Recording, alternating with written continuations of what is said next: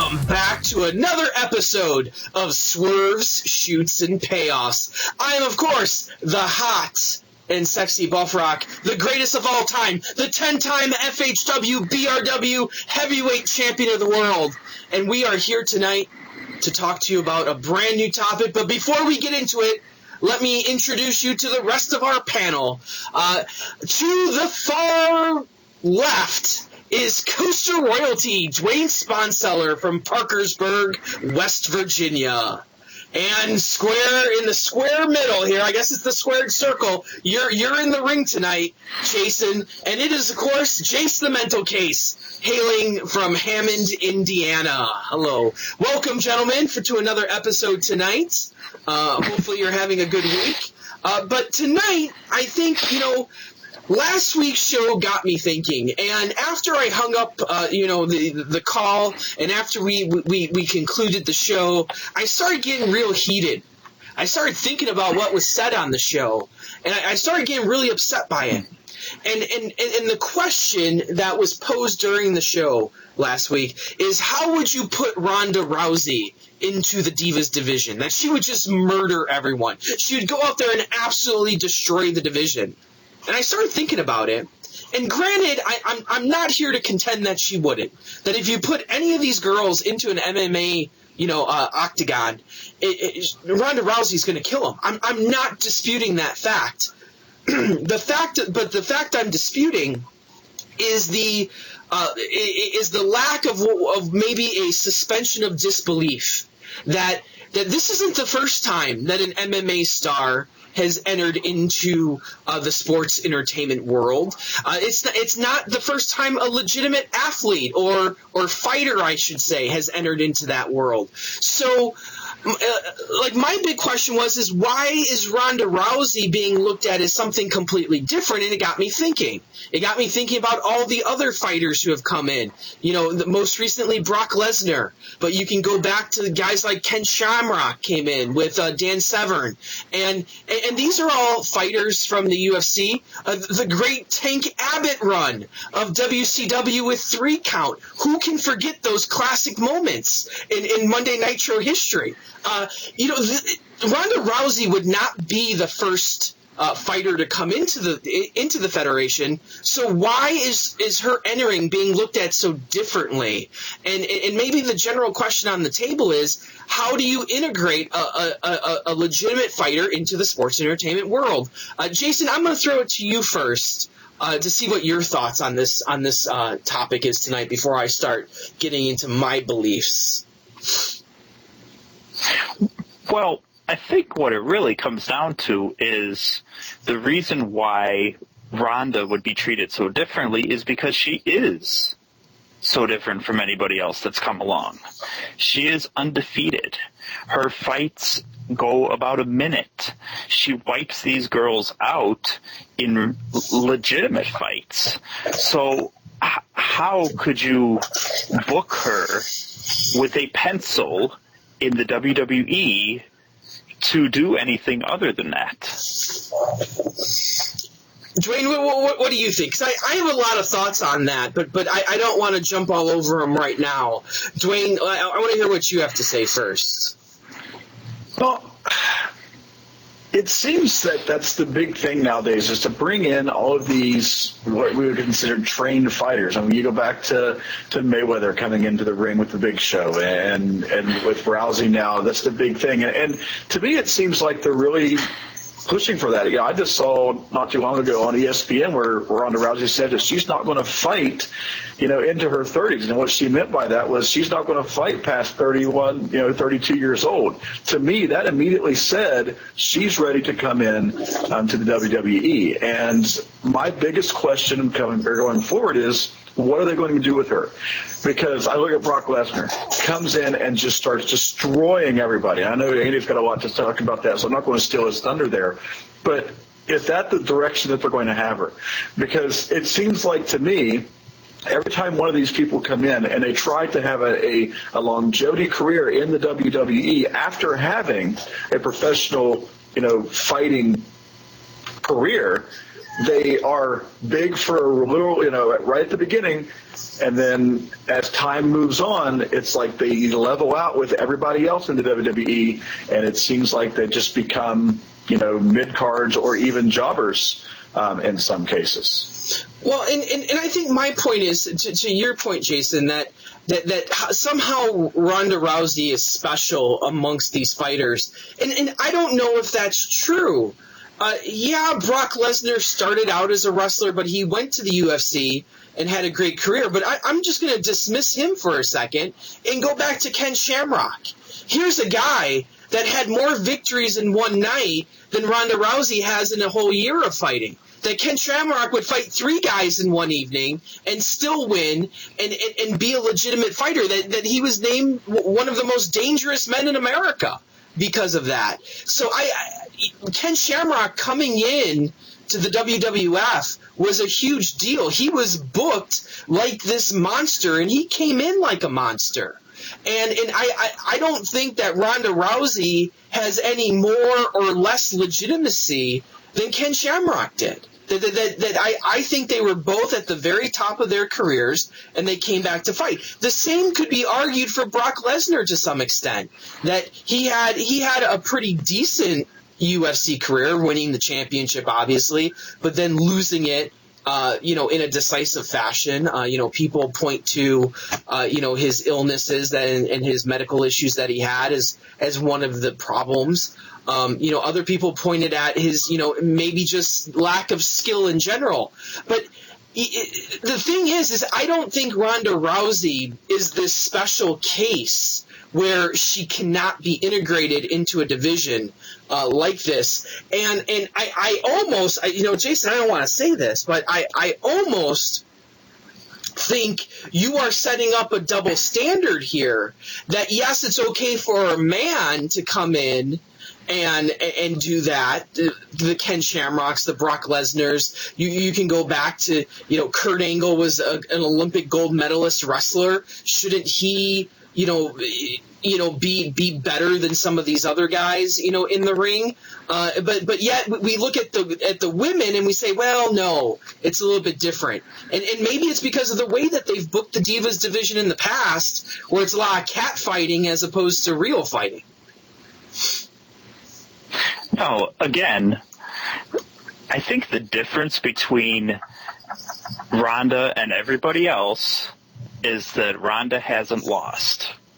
Now, if Ronda goes out against Holly Holm in her next fight on November 14th and loses, hey, it's a different approach that I would take. But would you consider her as a formidable opponent in a Divas match against Nikki Bella?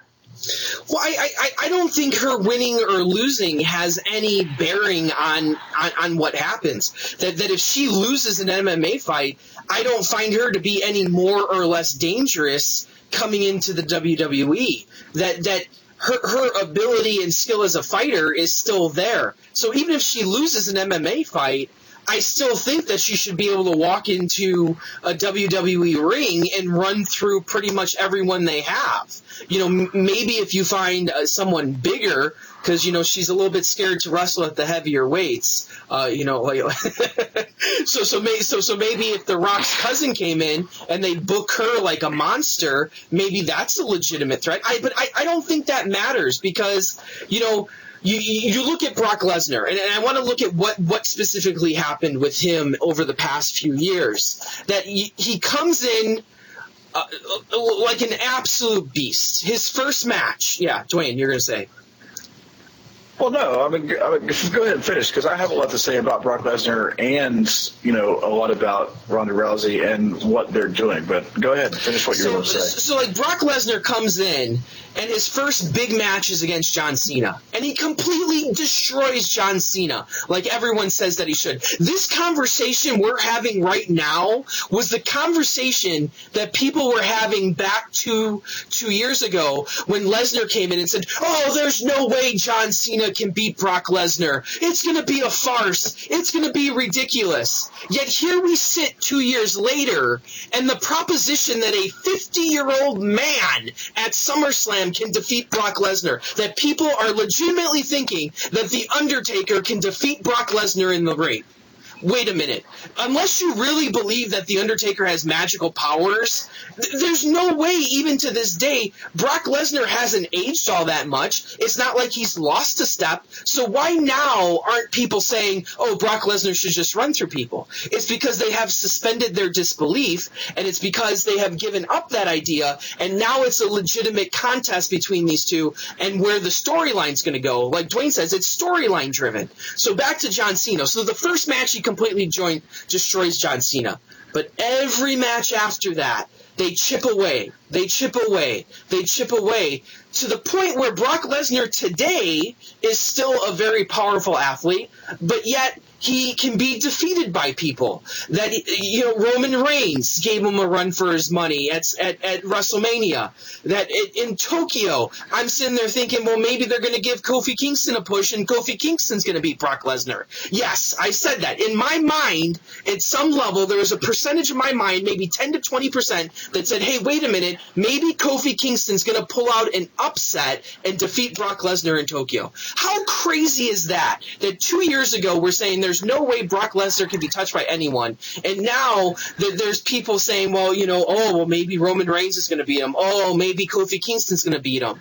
That it's all about storyline. So the same thing can be done for Ronda Rousey, I think, that you just put her in the right storyline, you give her the right development, and you have to chip away at that facade of her being unbeatable, and I think that's what the WWE has done well with these established fighters over the last 20 to 30 years. That this is nothing new. They were bringing in established guys back with the Iron Sheik. Like, come on. And Hulk Hogan beat him. The universe wants to see performers. It comes down to that. I mean, for argument's sake, they want to see someone who can perform. I look at Brock Lesnar. What does Brock Lesnar do except come out to a bunch of sparkles and loud noises? Does he perform in the ring? But what sells him? Paul Heyman. Without Paul Heyman, where would Brock Lesnar be? Seriously. And I've said the same thing about CM Punk. Where would CM Punk be without Paul Heyman? I'm telling you, if Brock Lesnar was on his own, he wouldn't last because the people would not, he can't talk. So if you can't talk, if you can't run a storyline by yourself, you're not going to be successful. And that's why the WWE has Paul Heyman on his side, because I don't think he could last without Paul Heyman. And Ronda Rousey rubs me the same way. When I saw her in the ring with Stephanie McMahon, that to me was not performing, and it was going to have to get a lot better. And you can't expect to take just fighting skills and come to the ring. It's happened before with a lot of wrestlers. They can wrestle really, really well, but they can't do a storyline. They can't perform. They can't get the people behind them or against them. They can't be heel. They can't be face. They can't be babyface. And I've seen really good wrestlers turn out to be nothing because they can't perform. And so in my imagination, this is not going to work out because I don't think Ronda Rousey can be a performer. Is Brock Lesnar the exception to this discussion, though, because he started out in the WWE and then went into MMA and then back to the WWE?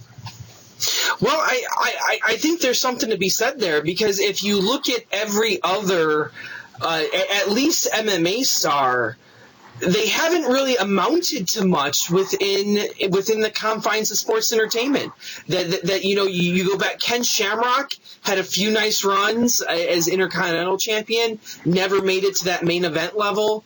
Dan Severn, you can throw him out. The biggest thing he did was work the Indies as NWA champion. Tank Abbott was treated more of a circus act than a legitimate fighter, but he might have been treated that way in the UFC too. So that wasn't changing much, really. He was just continuing that. Who else am I missing for MMA stars?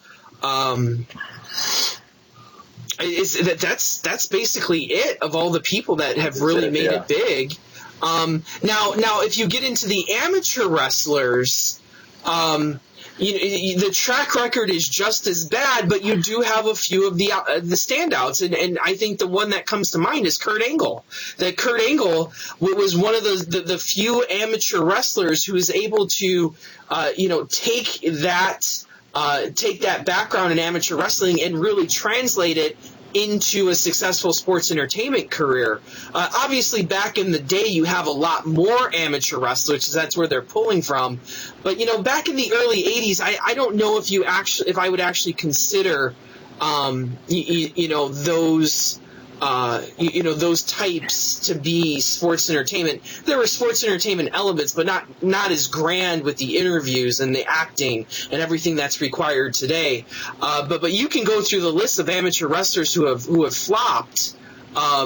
You look at like Shelton Benjamin, another guy that was mired in mediocrity for most of his career. But then getting back to Brock Lesnar was an NCAA champion, and he does well. And he does well inside the federation, and it's like, well, what is it that makes them do well? And I don't think it has anything to do with them being seen as legitimate athletes or legitimate fighters.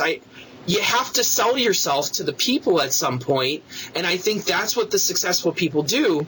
And I'm going to take exception, because I do think Ronda Rousey, being a fan of professional wrestling, has a better idea of what it's going to take to be successful in professional wrestling.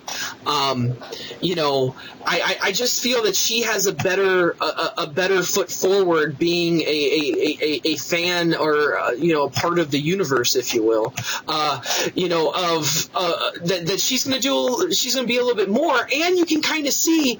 I think she's done a fairly good job as a UFC fighter, integrating some of those entertainment pieces into her fights and into her interviews and into her weigh-ins to try to build up and sell a match. That a lot of times she's selling fights there, and people question, if what they see on reality TV is real. I sometimes question if what I see on the UFC is real, because I think sometimes a lot of those, offenses where people are talking about other people's family and whatever, whatnot, I think that might be storyline a lot. It kind of looks fake to me.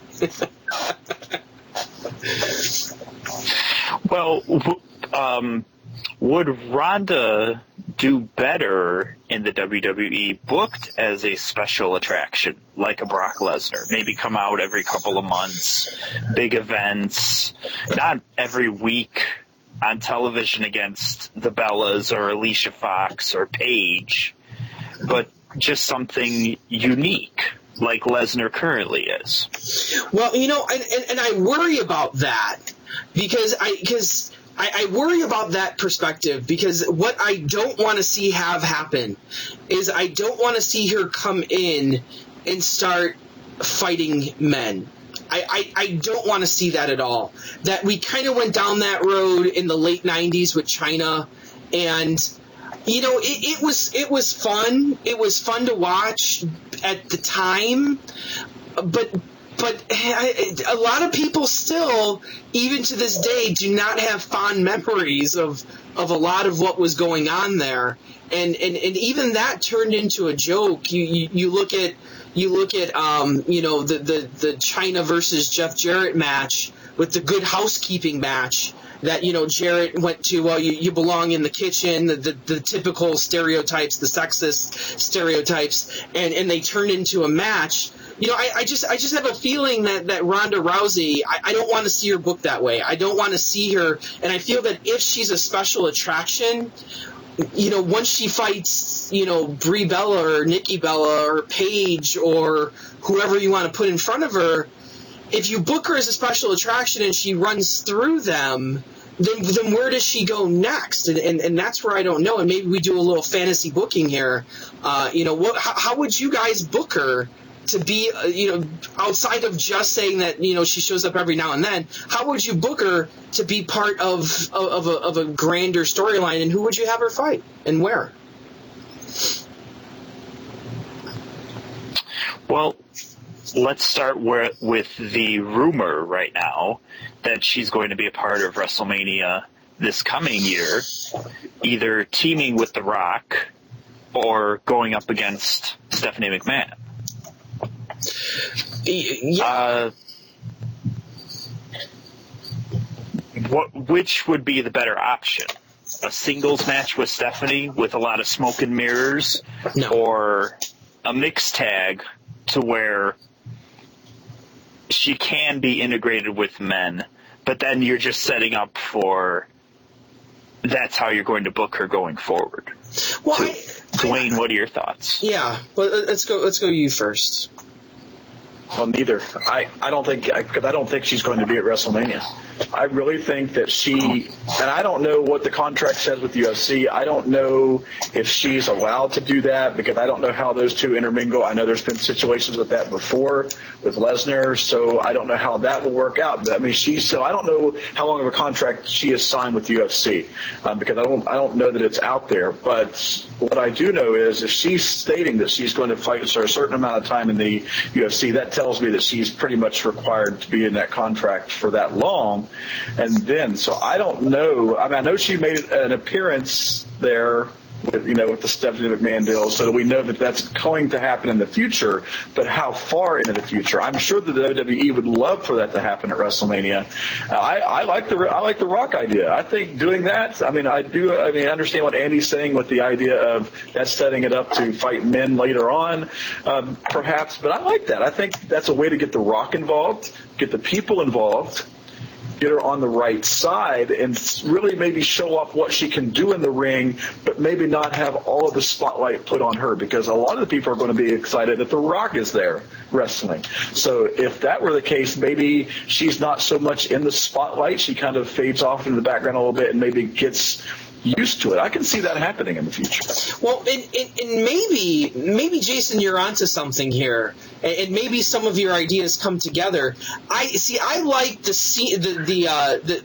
Rock and Ronda versus Stephanie, and assuming Triple H would be the most likely answer there on the other side of the team. I like that team up. I think it puts her into a situation like you said, but you also said that you have to establish vulnerability. And I think maybe that's the perfect way to do it. That you have a heated match, and at some point during the match, Triple H hands Stephanie the sledgehammer. She nails Ronda with it, and she gets the pin. Obviously, if it's a special attraction one-time deal, their special attractions never lose. Floyd Mayweather won.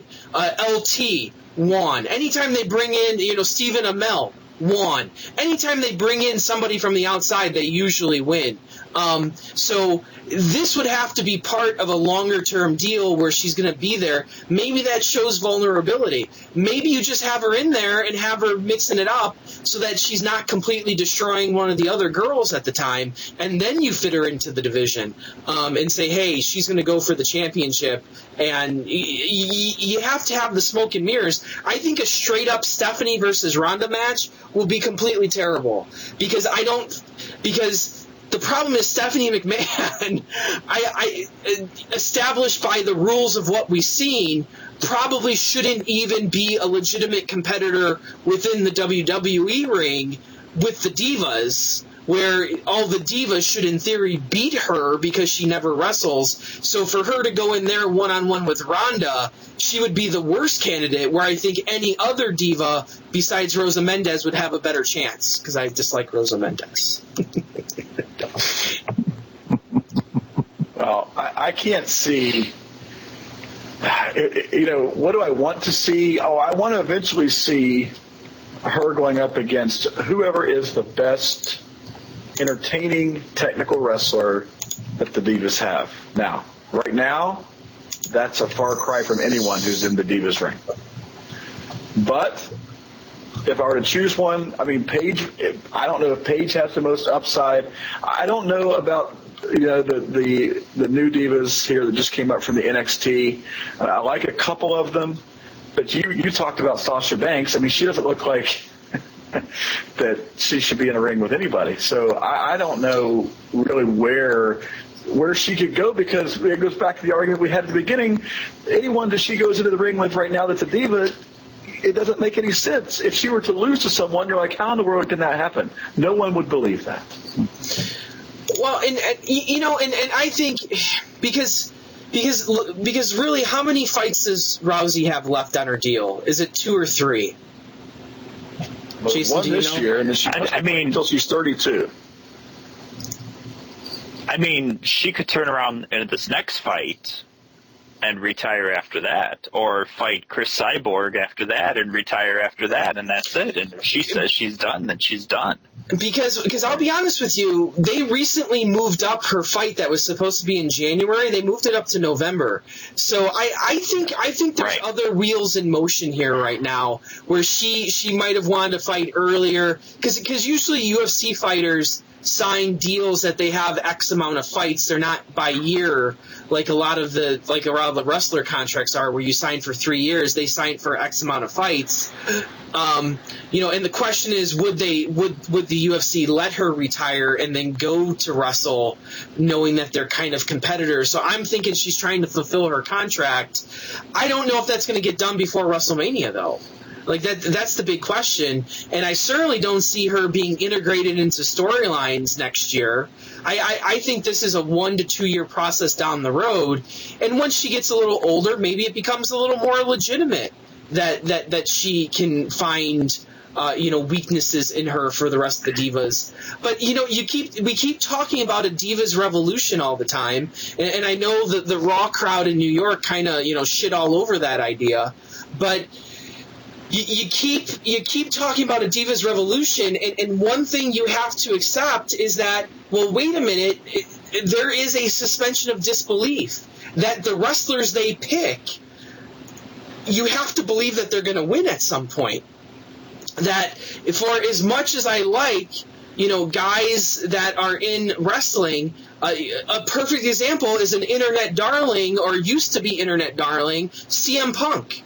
Who the hell is he going to beat up in a fight? That you put him up against a guy like The Big Show or Kane or Brock Lesnar, and he should get murdered 10 times out of 10. And I know he's training to be in UFC, but who knows how that's going to go. But, you look at, and he's just one guy. You look at all these guys that they put up there that I'm sure they're good fighters. Like they can handle themselves in different places. But at the end of the day, they're not trained fighters. There's a suspension of disbelief. If you put them in an MMA ring, you just go back to the brawl for it all. And you look at what happened there. And the disaster that was that when you started having real fighting in wrestling, and the guy that they thought was their toughest guy, Dr. Death Steve Williams, goes out in the first round. And another guy they thought that would do really well, Brockus, was never heard from again. And the guy that you would never think to do well, Bart Gunn, is the one walking away with it, at the end. So you don't know. But the bottom line is that every day Bart Gunn is being booked as a jobber in the tag team division sometimes, and yet he can handle himself in the ring. So sometimes you just don't know, and it doesn't matter. I think that's my point, is at the end it doesn't matter. That to be it doesn't matter if you're a legitimate fighter. You have to tell a good story, like Dwain was saying.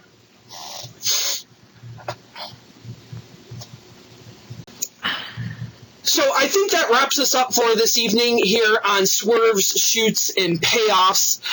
Next week, we're going to be talking about another topic, and this one is one of the things we're going to talk about is the booking of Sting in the world title match against Seth Rollins.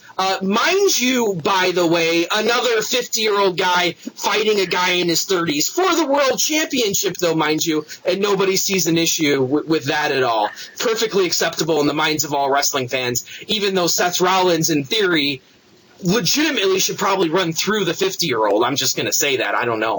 Anywho, so next, well, the 50-year-old lost at WrestleMania, so that's another topic we can talk about.